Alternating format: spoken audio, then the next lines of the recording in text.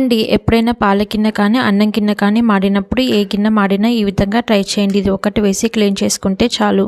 మనం చాలా ఈజీగా మాడిపోయిన గిన్నెని చాలా ఈజీగా క్లీన్ చేసుకోవచ్చు. ఫస్ట్ ఏ గిన్నె మాడిందో ఆ గిన్నెలో ఇలా 2 to 3 టేబుల్ స్పూన్ వాషింగ్ పౌడర్ని తీసుకోండి. పౌడర్ లేకపోయినా మీ దగ్గర లిక్విడ్ ఉంటే లిక్విడ్నైనా పోసుకోండి. అది కూడా లేకపోతే విమ్ లిక్విడ్నైనా పోసుకోండి. ఇలా పోసుకున్న తర్వాత ఇప్పుడు మాడి ఎంతవరకు ఉందో అంతవరకు చూసుకొని వాటర్ని పోసుకోండి. ఇక్కడ నాకు సగం కంటే పైన ఉంది కాబట్టి అక్కడ వరకు నేను వాటర్ని పోసుకున్నాను. ఇలా వాటర్ని పోసుకున్న తర్వాత ఇప్పుడు ఈ గిన్నెని స్టవ్ వెలిగించుకొని స్టవ్ మీద పెట్టుకోండి.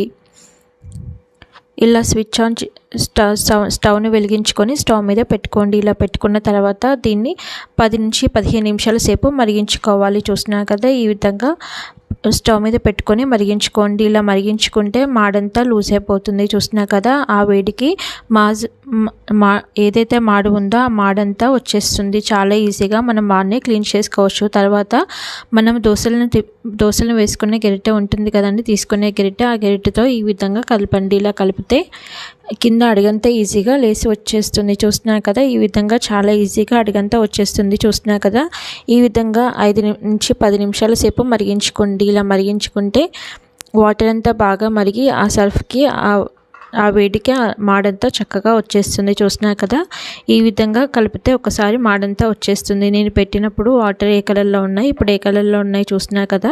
ఈ విధంగా మనం చాలా ఈజీగా పాలగిన్నె మాడినా ఏది మాడినా మనం చాలా ఈజీగా క్లీన్ చేసుకోవచ్చు. ఇప్పుడు స్టవ్ని స్విచ్ ఆఫ్ చేసుకొని కొంచెం చల్లారిన తర్వాత ఆ నీటిని అంతా వడకట్టుకొని మీకు చూపించడానికి చూస్తున్నారు కదా, ఇక్కడ వాటర్ని వేరే గిన్నెలోకి పంపుతున్నాను. చూస్తున్నారు కదా, చాలా మటుకి మాటంతా వచ్చేసింది.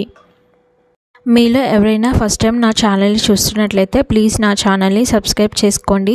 పక్కనే ఉన్న బెల్ ఐకాన్ని ప్రెస్ చేయండి. నేను ఏదైనా వీడియో పెట్టగానే మీకు నోటిఫికేషన్ వస్తుంది. మీకు ఈ వీడియో నచ్చితే ప్లీజ్ ఒక లైక్ కూడా చేయండి. తర్వాత ఈ మాడిని మనం ఇంకొద్దిగా విమ్ లిక్విడ్ వేసుకొని మనం చాలా ఈజీగా క్లీన్ చేసుకోవచ్చు. ఈ విమ్ లిక్విడ్ కానీ అంట్లు తోమే సబ్బు కానీ ఉంటుంది కదా, దాంతో మనం చాలా ఈజీగా క్లీన్ చేసుకోవచ్చు. ఇలా విమ్ లిక్విడ్ వేసుకున్న తర్వాత ఇప్పుడు స్టీల్ స్క్రబ్ ఉంటుంది కదా, ఆ స్టీల్ స్క్రబ్తో మనం మామూలుగా ఇలా అనగానే చాలా ఈజీగా వచ్చేస్తుంది. చూస్తున్నారు కదా, ఈ విధంగా ఎక్కువ కష్టపడాల్సిన అవసరం లేదు. మనం చాలా ఈజీగానే క్లీన్ చేసుకోవచ్చు. ఎంత మాడిన గిన్నెనైనా ఈ విధంగా మనం ఏదైనా సర్ఫ్ కానీ వేసుకొని వాటర్ పోసుకొని క్లీన్ చేసుకుంటే మనం చాలా ఈజీగా బాయిల్ చేసుకొని చాలా ఈజీగా క్లీన్ చేసుకోవచ్చు. చూస్తున్నారు కదా, ఈ విధంగా మనం ఇలా అనగానే చాలా ఈజీగా వచ్చేస్తుంది. ఎక్కువ శ్రమ పడాల్సిన అవసరం లేదు, గంటలు పెట్టి గీకాల్సిన అవసరం లేదు. మనం చాలా ఈజీగా క్లీన్ చేసుకోవచ్చు. ఈ టిప్ మీకు చాలా బాగా యూజ్ అవుతుంది.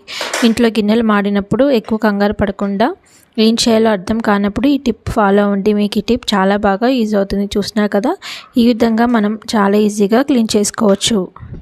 ఎంత నల్లగా మాడిన గిన్నెనైనా మనం చాలా ఈజీగా ఈ విధంగా కొత్త గిన్నెలాగా చేసేసుకోవచ్చు. చూస్తున్నారు కదా, ఎప్పుడో ఒకసారి మన కిచెన్లో మన పాల గిన్నె కానీ లేకపోతే అన్నం గిన్నె కానీ మాడిపోతూ ఉంటాయి కదండి. అలా మాడినప్పుడు ఎలాంటి టెన్షన్ పడకుండా ఈ చిట్కాని ఫాలో అయిపోయి మాడిన గిన్నెల్ని ఇలా కొత్త వాటిలాగా చేసుకోండి. ఈ టిప్ మీకు చాలా బాగా యూజ్ అవుతుంది. చూస్తున్నారు కదా, ఈ స్టీల్ స్క్రబ్తో మనం అంతా క్లీన్ చేసుకున్న తర్వాత ఇప్పుడు వాష్ చేసిన తర్వాత చూపిస్తున్నాను చూడండి, ముందు ఎలా ఉంది ఇప్పుడు ఎలా ఉంది. ఈ విధంగా మనం చాలా ఈజీగా గిన్నెల్ని క్లీన్ చేసేసుకోవచ్చు. ఈ టిప్ మీకు చాలా బాగా యూజ్ అవుతుంది.